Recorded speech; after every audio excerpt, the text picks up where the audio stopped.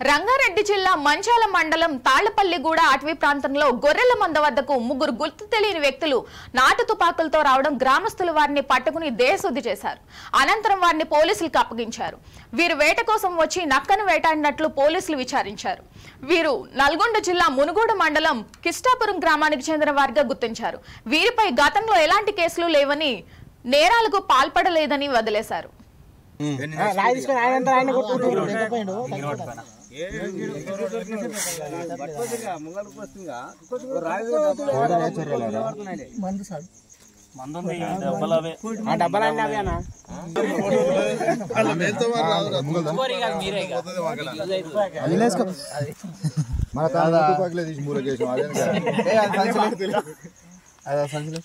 అప్పుడు పని చెప్పారు